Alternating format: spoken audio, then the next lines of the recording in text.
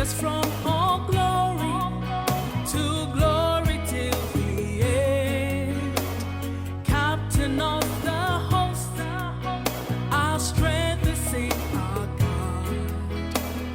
Lead us from all glory to glory till the end. Our strength, your grace, our room, your word. Our strength, your grace, our room, your word.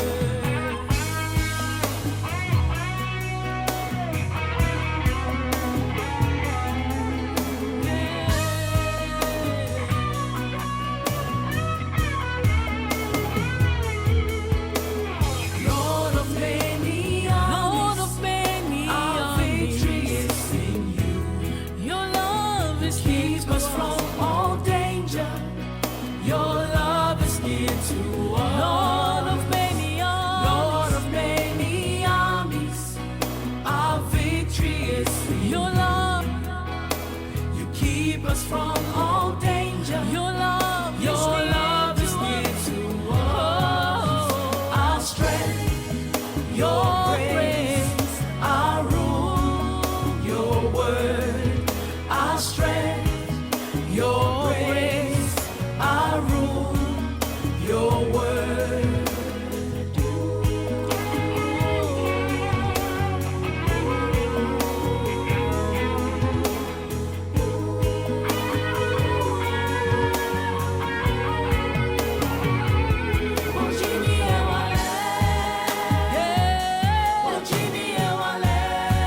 You alone, all my strength.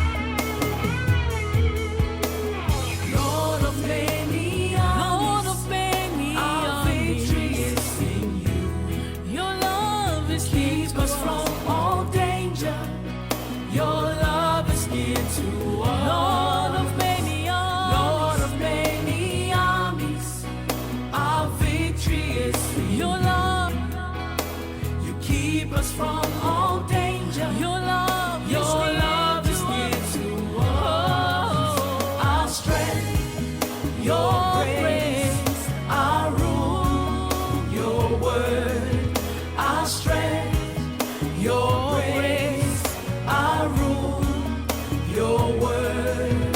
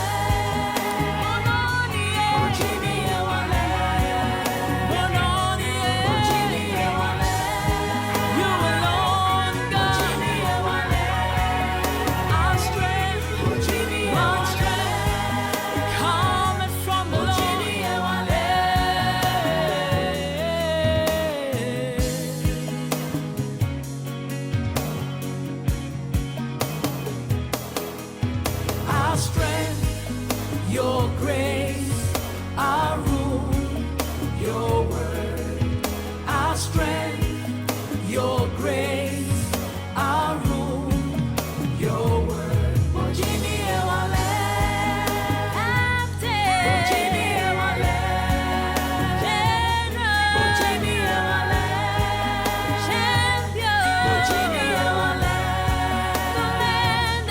Bojini ewale.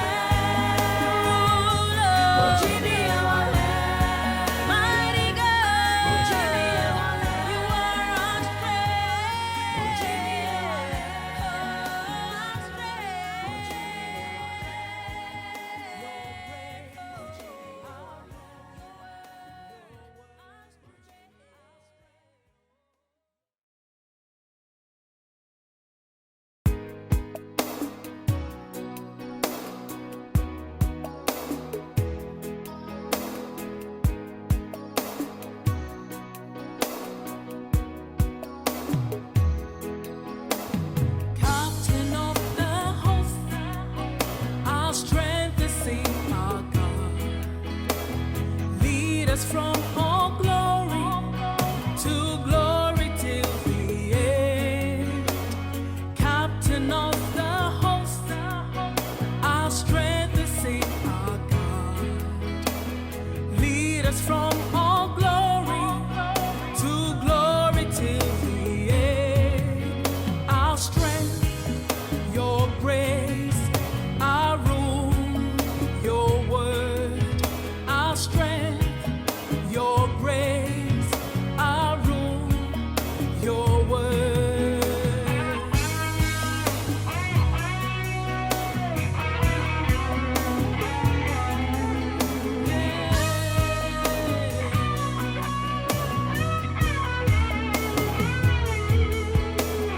Lord of many armies, our victory is in you. Your love is keeps us from all danger.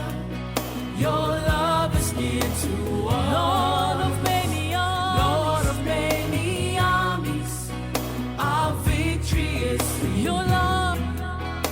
You keep us from all danger. Your love is near to us.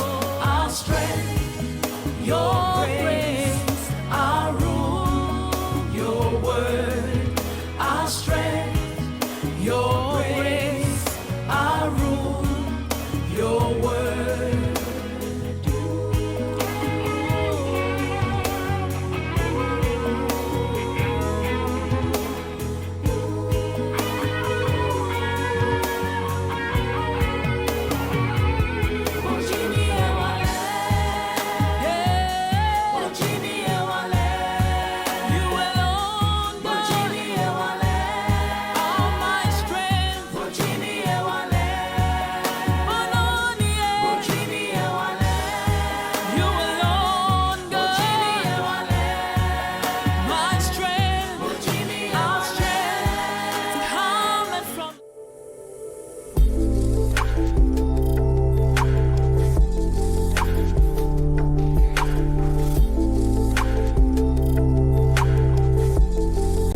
Powerhouse Ministries International is 26 years.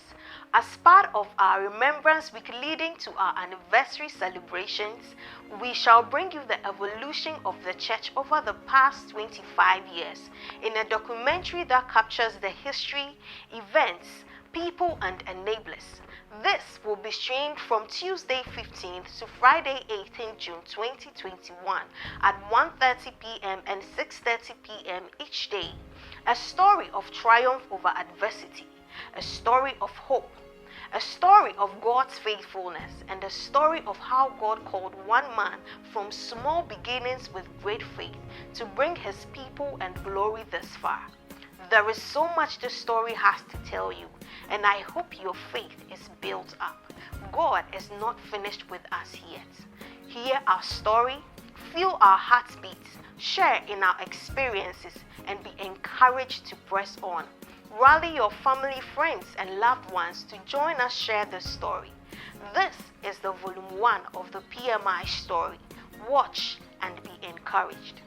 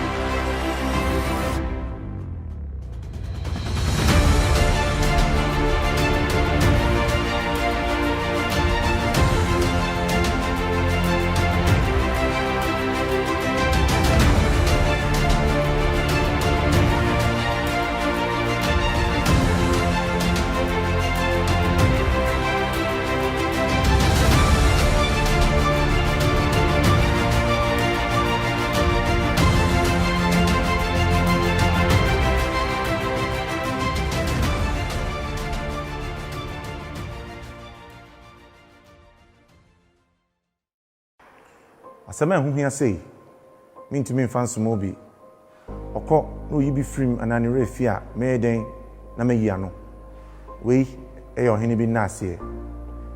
He gave us silver where in the beginning we had nothing. It takes one man to dream, it takes two to believe, and then it takes a multitude to move. Onyankopon baako a uyi baako ye na pem uyi baako ye na pem di adom nti ye frɛ no basa yi adom Onyankopon. Onyankopon osoro fonton from koma kokoroko a wogi bram na brempon gi brim wase onna asie nie. Powerhouse Ministry International.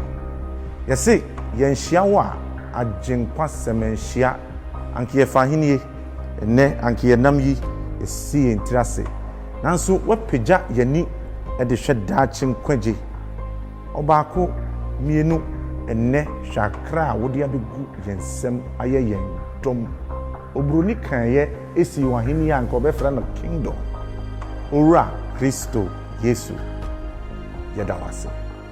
yedawase a ekosi sen wo yo kwantuni puma wo yo kofo puma wo yo obi a oso niema akoton so puma Onyankopon yesusu basafanso a wo ye puma.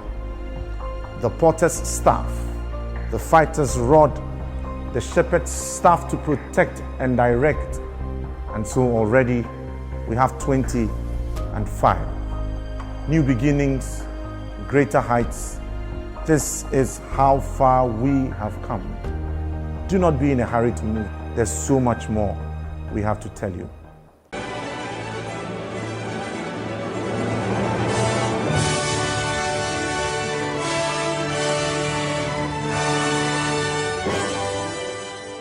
Powerhouse Ministry International, PMI, is 25 years old. Hooray! Hip, hip, hip. Hooray! Hip, hip, hip. Hooray! Welcome. What a beautiful year. A moment to celebrate God in the highest. What a time to tell the story of PMI, which I believe will bless you. A story as told by eyewitnesses, torchbearers, and a visionary. A story of God's church through little beginnings, interesting details, but all coming together to form a beautiful story. So now, What do you think about this amazing story? Jojo, I believe our viewers should relax and Watch this.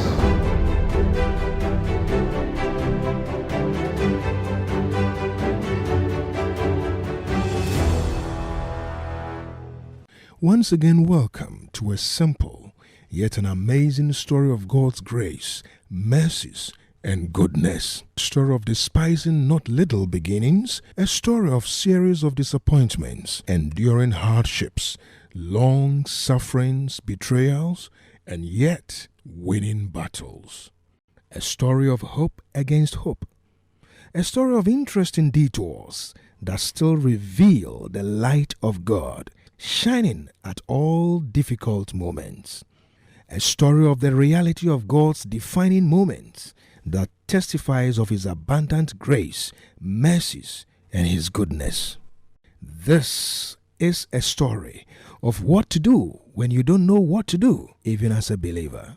It is our prayer that this story of Powerhouse Ministries International at 25 will build your faith in the Lord so that you will never give up nor throw in the towel in your walk with the Lord.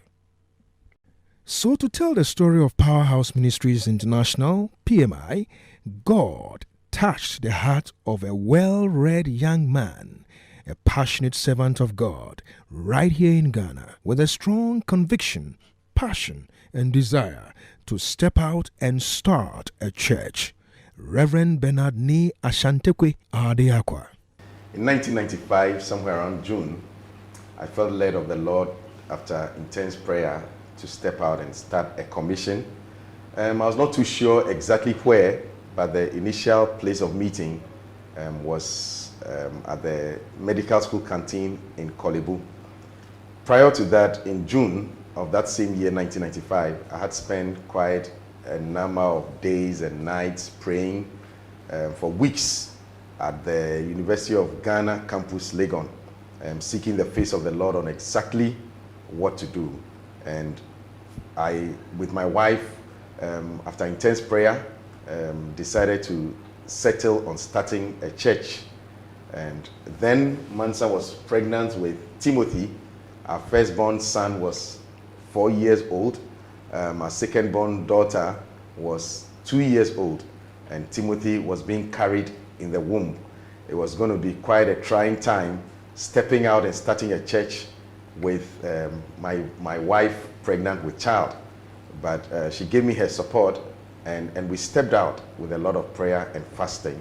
And I'm sure she can tell us how she felt when I told her PMI was about to start.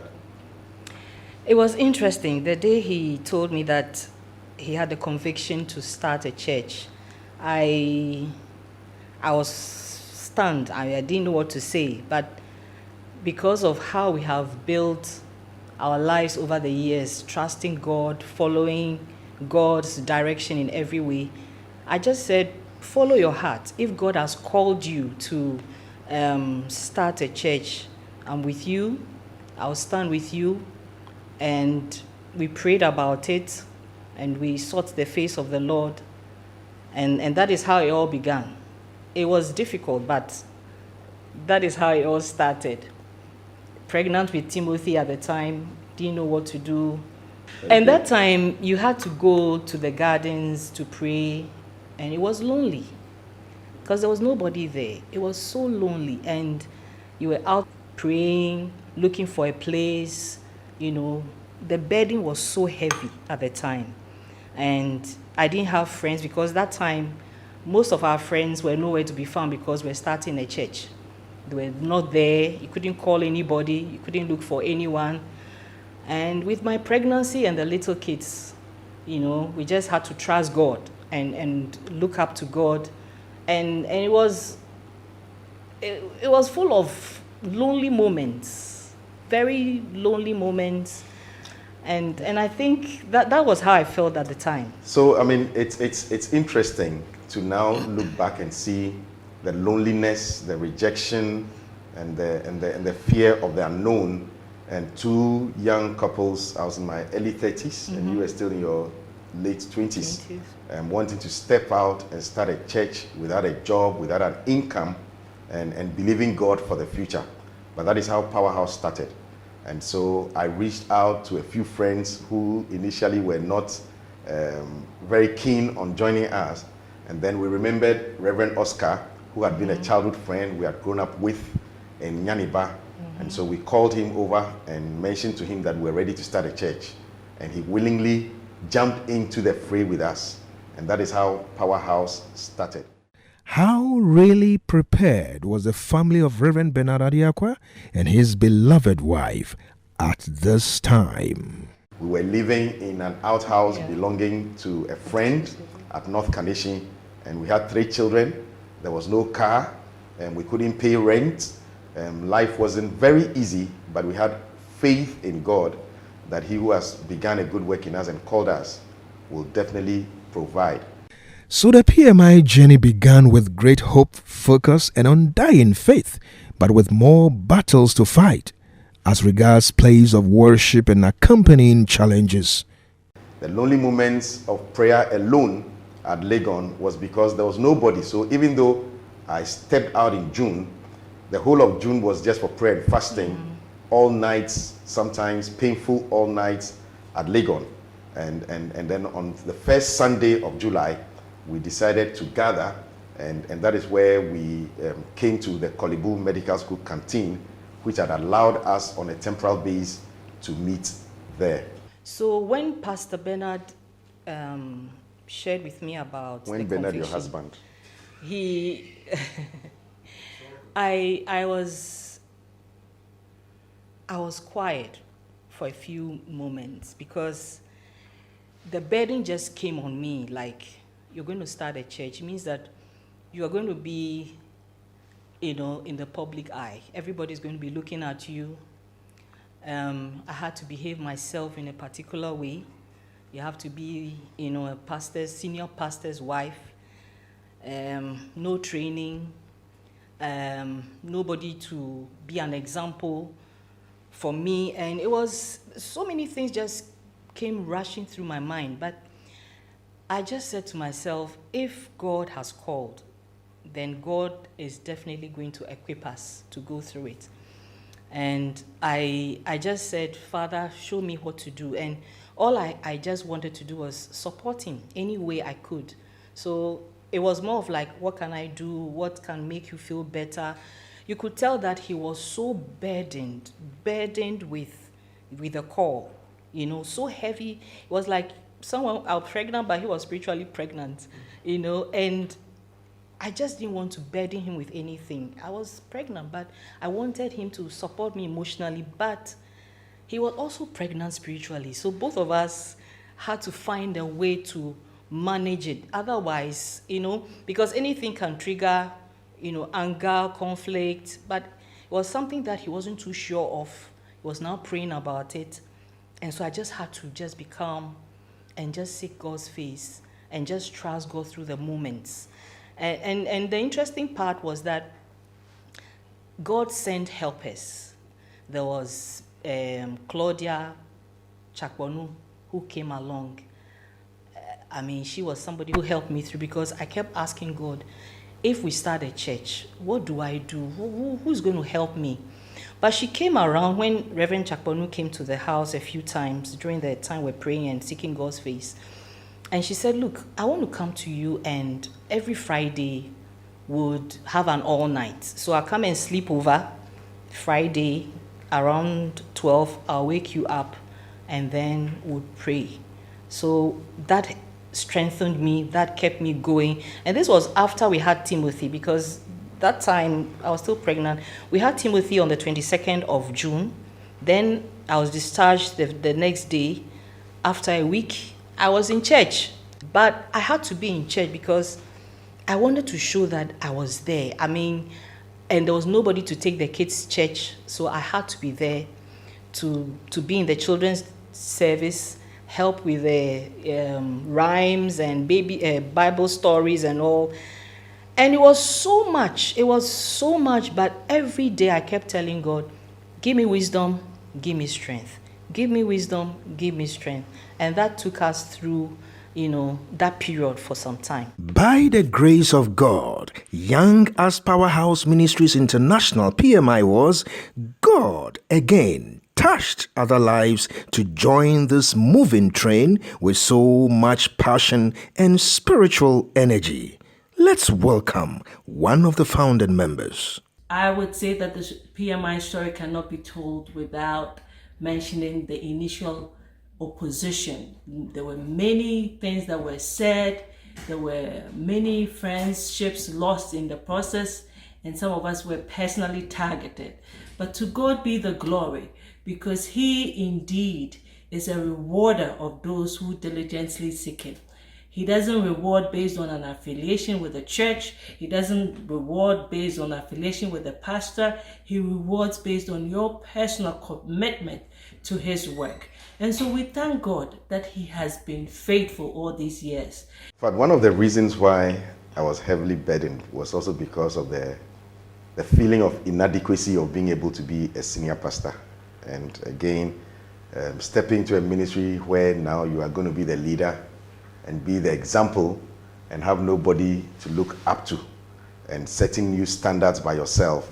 I looked at my own human feelings and doubted whether I could ever be a senior pastor providing leadership for people and now learning to watch my life and behave myself well. So those are some of the anxious moments, and I know that it can derail a lot of people. And so the way out was to pray a lot. And so the ministry started with intense prayer, and that is why we keep talking about beyond our inadequacies, beyond our limitations, beyond our human weaknesses, because you learn how to draw strength beyond yourself. One of the things she has not mentioned is because she was pregnant with Timothy and she delivered around 22nd, and because we had moved out to start a new commission, we didn't have any members. And so at the outdooring of Timothy a week after, virtually nobody was at our outdooring. And so the outdooring was performed by me, myself, with my wife, with nobody, no offering, nothing, nothing. And that's how Timothy was born, because the name Timothy means favored by God. It was more like a prophetic declaration that in the midst of what you are going through, there's still grace upon you. So Timothy was born in an environment of reproach, rejection, neglect. And after the outdooring, a week after, we were in church. Because it was born on 22nd, outdoor on the week after, the Saturday. Then the Sunday, which was the 2nd of July, PMI was starting.